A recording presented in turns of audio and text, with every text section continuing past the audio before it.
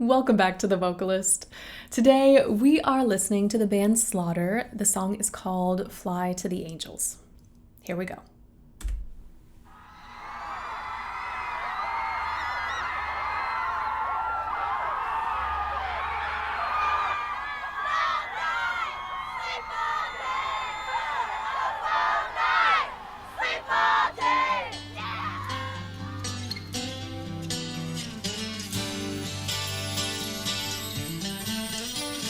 Pictures of you, all this still on my mind. Have the smile that could light up the world. Now it rains, it seems the sun never shines. And I try.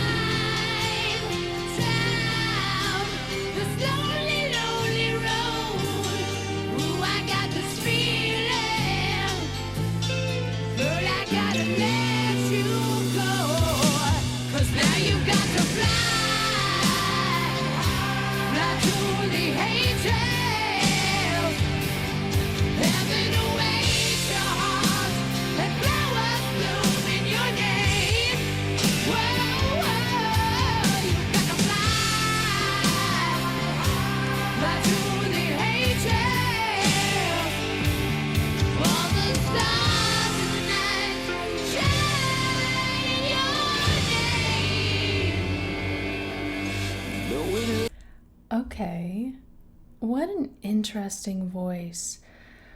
There's a lot to point out, a lot of variation in the first minute alone, so back we go.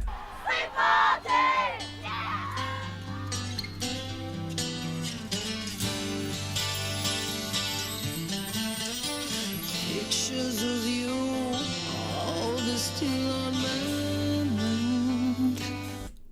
Right there, when he says pictures of you, there's this element of press and a bit of compression that gives, it's not a pinched sound, but it does feel very restricted.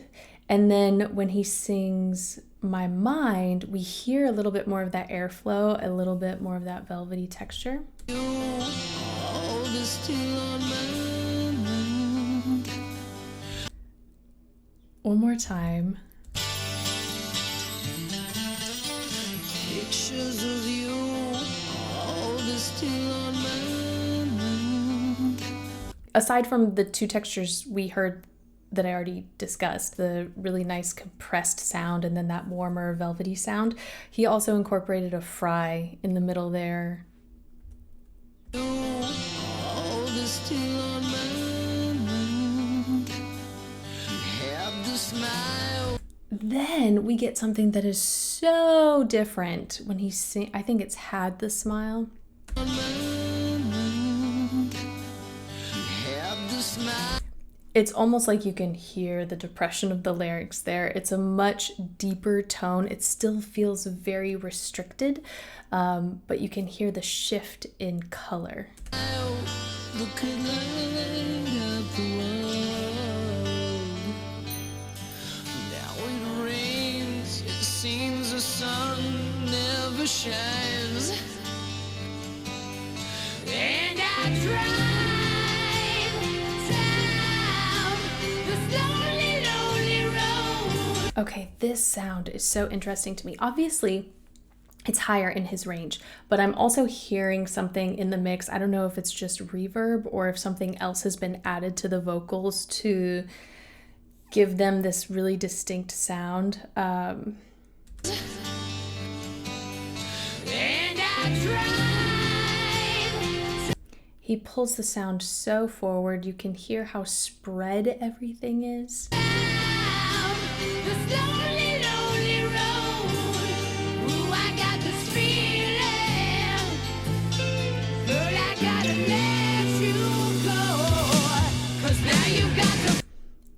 Go and Cause Now You've Got To felt a little more neutral in positioning, so there was a little more depth to it as opposed to that really spread I mean, I'm trying to describe the sound. It's not thin, but there is an element of thinness, I guess you could say, compared to when some of these vowels are sitting a little bit more centered in the mouth as opposed to really placed forward.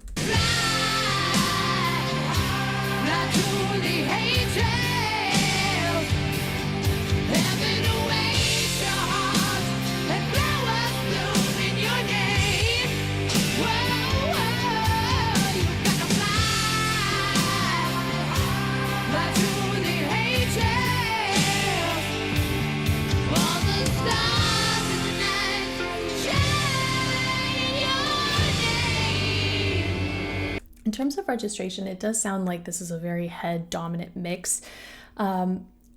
One technique that I liked hearing is instead of fly to the angels with a glottal, we heard angels.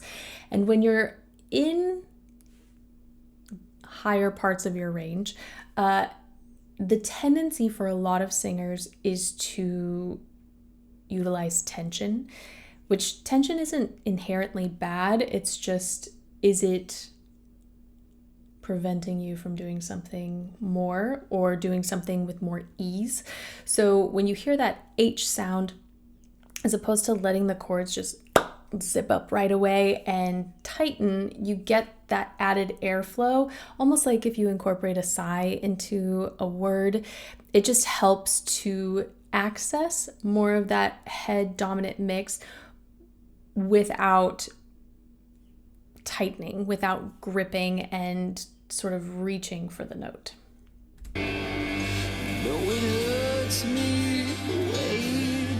Isn't that so interesting? Granted, yes, we're back down in chest voice, so range plays a part, but the amount of neutrality in these vowels compared to the spread we heard on top is just, I mean, the difference is night and day. It's such great contrast. Deep inside, when I turn and look and find that you're not there, I try to convince myself that the pain is still not gone. Till I drive down the slowly lonely road. Ooh, I got this feeling, girl, I gotta let you go. But now you got to fly to the angels. Heaven awaits your heart and flowers bloom in your name. Whoa, whoa, you got to fly to the angels. All the stars in the night shine in your day. I know this is an official video, so he could be lip syncing, I don't know, but you can see sort of the movement of the head when he incorporates vibrato at the ends of phrases. I love talking about vibrato because we will see so many different ways of that being produced. Ideally, we want it produced within the larynx, within a stable larynx, because sometimes even the larynx, it will shake a little bit, but sometimes it can really warble with vibrato. You'll see it in the jaw, you'll see it in the tongue, you'll see it sometimes in the diaphragm. You'll also see it well, maybe not even diaphragm. I would say more just the abdominal muscles. And then you'll also see it in head movement. And as long as, it always depends on your objective. It can be developed within the larynx, within a stable larynx. But if it doesn't bother you, seeing your vibrato, 9 times out of 10, no damage is actually being done. It's just a different way of producing that sound as opposed to letting it happen in the larynx. Yeah. Okay. We're going to keep, actually, yeah, we're going to back it up a little bit. I think the thing that's kind of interesting to me about this piece is, at least in the words that I'm hearing,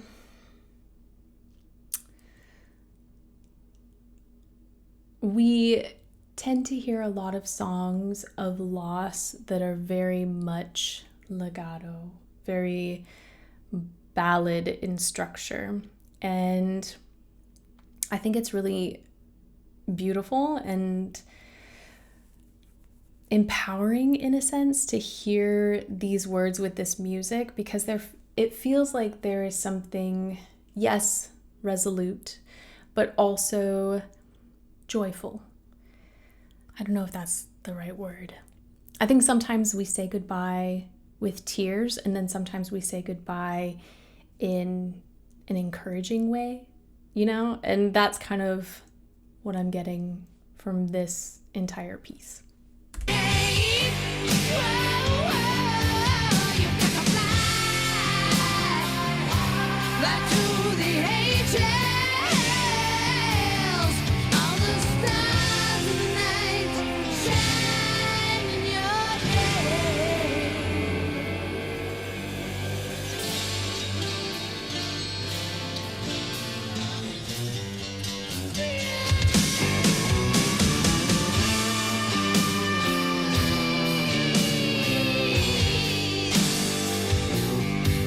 Hold on, I want to hear that again. It's almost a combination of a descending riff and a slide. It was just a really interesting progression, and hearing those individual shifts between notes and registers, you can almost hear the spread slowly dissipate.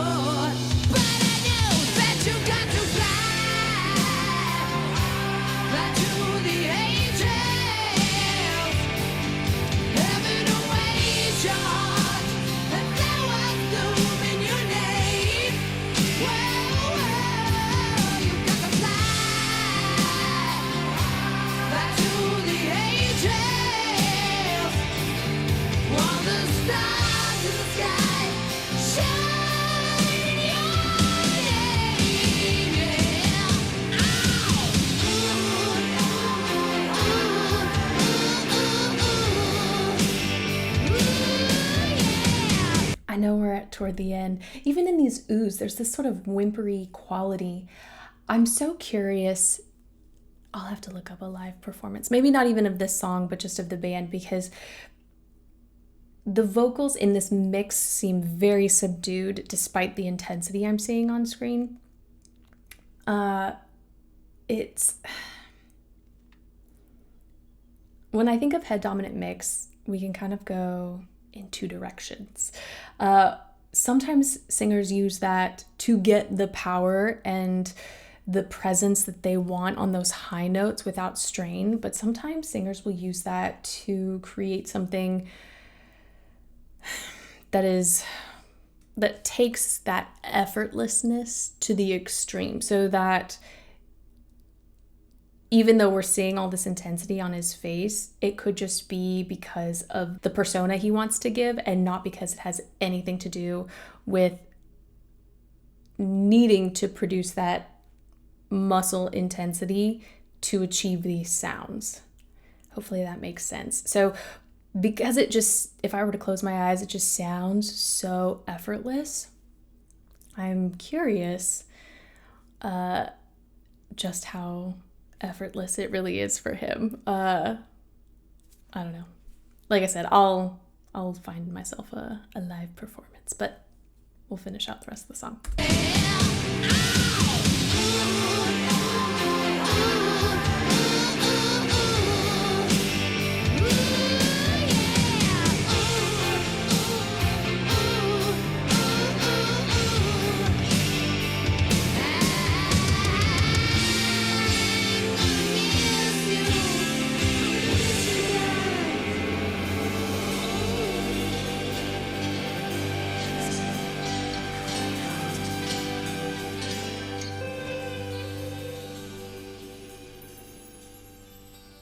He has a really fascinating voice. I looked it up and it says, according to Wikipedia, they are a glam metal band. And I'm trying to reconcile that with some of the other metal bands I've heard. Obviously, this is more of a ballad, so I'm sure there are other pieces that maybe represent that particular genre a little better.